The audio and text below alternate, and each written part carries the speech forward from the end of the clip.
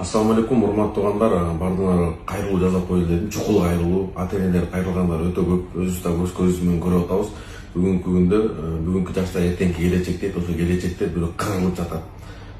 Кыргызстандын көбү канча процент экенин билбейм, бирок өтө көп, күндөн күнгө көбөйүп баратат. Бул менен мамлекеттер күрөшүп атат, бирок күчү жетпейт мамлекеттин өзү эле. Ата-энелер дагы ар бир өзүнүн баласы менен иштешке туура келет.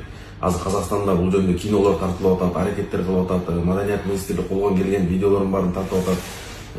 МВДда иштеп атат, бирок кыйын болуп атат токтоткон. Бул негизи синтетический наркотик, мефадрон деп коет, меф деп коет, соль деп коет. Кыскасы азыр Кыргызстанда өтө отуруп калгандар көп. Ата-энелер байкуштар ачыкка чыгайын десе туугандарынан да уялат.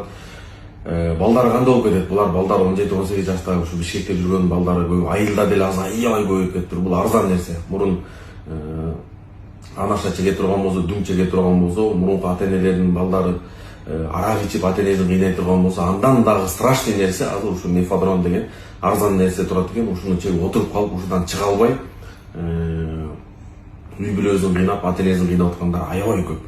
Ошого ар бир ата-эне азыртадан эме кылыш керек. Себеби бул деген чөйрөгө барат дагы кошулат, ошо менен тууган күнгө отурат, чегет, ошо менен болду, кетти, аяк токтото албайт. Аяк последствиясы эмне болот? Баласы наркоман болот, токтото албайт, аферист болот, бардык нерсесин баарын сатып баштайт, жашоодон максаты жок болуп баштайт, андан кийин калпычы болуп баштайт, үйүндөгү нерселерди сатып урдап баштайт.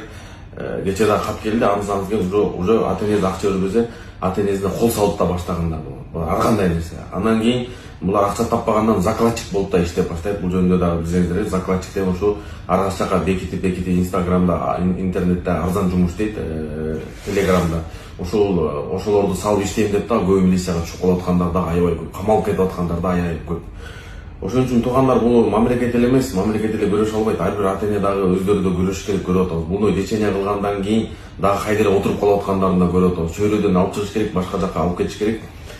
Кыскасы колдон келген аракеттердин баарын кылыш керек, эртең кеч болуп калат. Бүгүнкү күндө Кыргызстандын канча проценти билбейм, бирок 15-20% тез жаңылышпайт болуш керек. Ушундай эмеси менен ооруп атат. Бирок көбү буну жашыргандан, көбү мындай ачыкка чыккандан, айта албай кыйналган себебинен, бирок күндөн күнгө өзү эле чекпей, башка чөйрөдүн дагы досторун дагы ошол мефке отургузуп, бүгүнкү күндө акыбал өтө чатак.